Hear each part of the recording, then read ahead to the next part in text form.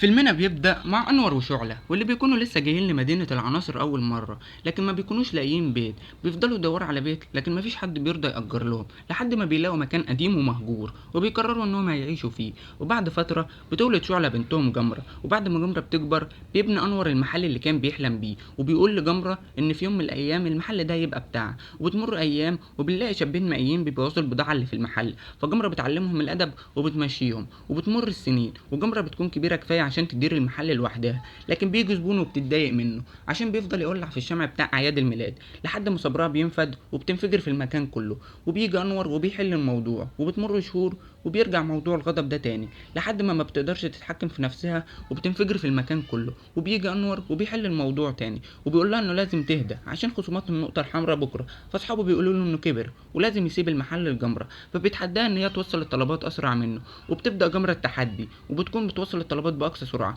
وبتوصل البيت وبتكون كسبت التحدي. فابوها بيقول لها ان بكره هتكون بتدير المحل لوحدها.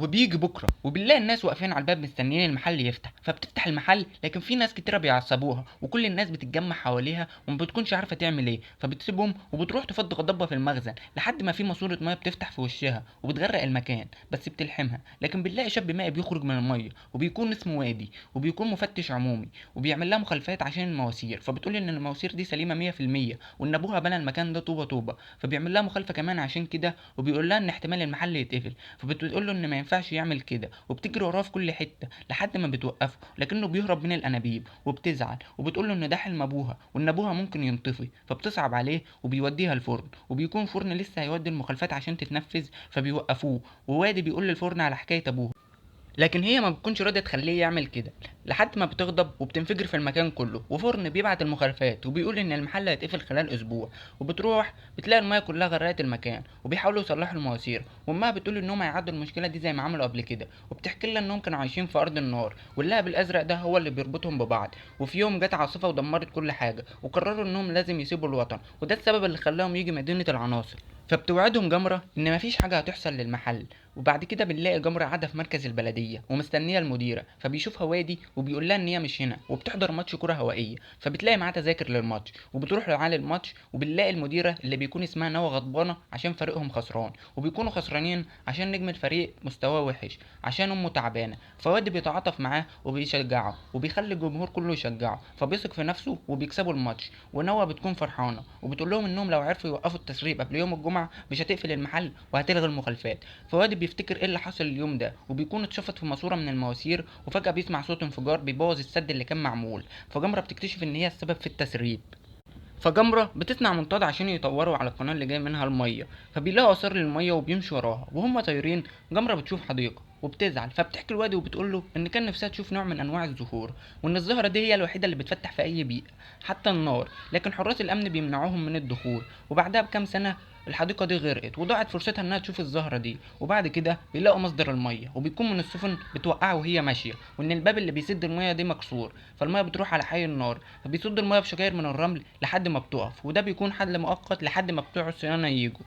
وبتمشي، لكن وهي ماشية واد بيعرض عليها انهم يتقابلوا بكرة وبتوافق، وتاني يوم بينزلوا يتقابلوا وبيروحوا السينما وبيتصوروا وبيرقصوا، وبعد كده بتروح. لكن بنلاقي ان الميه بتتسرب من شكاير الرمل وبتوصل للمحل تاني وبتغرقه. وبنلاقي وادي جاي لجمره وبيقول لها ان عنده مشاكل مع بتوع الصيانه وبيرفضوا مساعدته، وفجاه انور بيشوفهم وبيكون عايز يضرب وادي عشان هو السبب في اللي هم فيه ده. فجمره بتقول له ان هو مفتش طعام، فانور بيخليه ياكل خشب مولع بس بيحط عليه ميه وبيقول له ان هو كده احسن، فانور بيغضب وبيطرده. وجمرة بتروح تقابله عند الشط عشان يجيبوا رمل تاني، لكن وادي بيلاقي ان جمرة سخنت الرمل وعملت منه ازاز.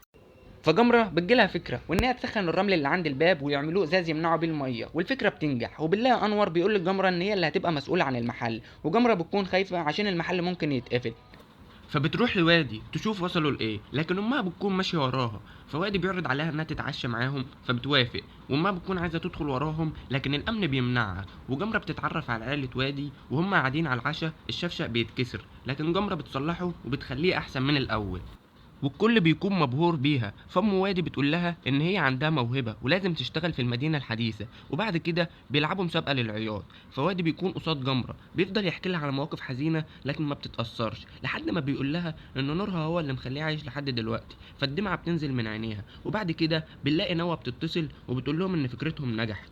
وهي ماشية أم وادي بتعرض عليها شغل في المدينة الحديثة، فبتروح وهي متضايقة عشان ممكن تسيب عيلتها، فوادي بيروح معاها بس وهما ماشيين أمها بتشوفهم وبتكون بتسوق بسرعة وهي متضايقة عشان مش عارفة تمسك المحل ولا تروح الشغل الجديد، لكن أمها بتحضر في المكان وبتقول لها انها شم ريحه حب ما بينهم، فبتعمل لهم اختبار الحب. جمره بتولع العود بتاعها لكن وادي ما بيعرفش، وامها بتقول لها ان الميه والنار عمرهم ما بيتجمعوا، لكن وادي من خلال جسمه بيعمل انعكاس وبيولع العود. وقبل ما تقول نتيجه الاختبار ابوها بيصحى فبيمشي وادي بسرعه، فبيقول لهم ان هو يومين وهيبطل شغل، وبيسلم جمره اليافطه الجديده بتاع المحل، وبعد كده بيسيبها ويروح ينام. فبنلاقي ان الازاز اللي هم عملوه بيتشقق، وبنلاقي جمره بتكون عايزه تودع وادي عشان هتمسك المحل، لكنه بياخدها للحديقه عشان يوريها الزهره اللي هي بتحلم تشوفها، وبيعمل لها كره من الميه عشان تدخل تشوفها من خلالها، وبتشوف الزهره دي اخيرا، لكن بتكون كره الميه قربت تخلص بس وادي بيخرجها بسرعه. وبتكون جمرة فرحانة جدا، فوادي بيكون عايز يلمسها لكنها بترفض وبتقول له ان ده خطر، فبيقول لها ان دي لمسة بسيطة، فبتوافق بالعافية وفعلا بيلمسوا بعض. وبتكون دي اول مرة تحصل في العموم، لكن وهي لمساه بتفتكر ابوها والمحل فبتسيبه وتمشي، لكنه بيروح وراها وبيقول لها ان ده مش هي اللي عايزاه، فبتغضب وبتقول له ان ما ينفعش تقابل تضحية اهلها بانها تسيبهم، وبتقول له ان علاقتهم ما تنفعش وبتسيبه وتمشي. وبتروح الحفله بمناسبه استلامها المحل وبيكونوا بيحتفلوا، لكن وادي بيظهر فجاه وبيقول لها ان علاقتهم هتنجح واهم سبب انهم لمسوا بعض، فابوها بيتعصب وبيقول له انت اللي كسرت المواسير، فوادي بيقع بلسانه وبيقول له ان جمره هي اللي عملت كده، فابوها بيزعل منها، لكن وادي بيكمل كلام وبيطلب من جمره انها تقول اللي جواها، فجمره بتغضب وبتقول له انه يمشي. وفي نفس الوقت بيكون الازاز اللي هم عاملينه اتكسر، وابوها بيغضب جامد وبيقول ان هو اللي هيفضل ماسك المحل. وبعد كده بنلاقي جمرة قاعدة لوحدها، لكن فجأة بتلاقي السد اتكسر والبيوت اللي حواليه اتهدد، فجمرة بتجري بسرعة على حي النار، ووادي بيشوف اللي حصل هو كمان وبيروح لجمرة، وبتكون المية غرقت حي النار كله وداخلة على المحل، فجمرة بتروح تجيب اللهب الأزرق لكن المية بتتسرب للمحل، بس بنلاقي وادي جاي لها، فجمرة بتحمل اللهب الأزرق لكن المية بتملى المكان كله، فوادي بياخد جزء من اللهب وبيتحبسوا في أوضة، المية بتكون بتتسرب لها لكن جمرة بتسدها وبيحاولوا يخرجوا من المدخنة لكن بتكون مسدودة.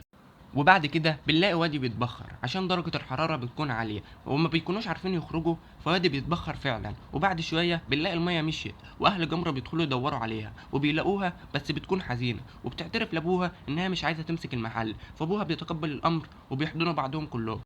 لكن فجأة بنسمع صوت واللي بيكون صوت وادي وبينقط من الحيطة وبيتجمع في الحلة دي وبيرجع وادي تاني وبيكونوا كلهم مبسوطين.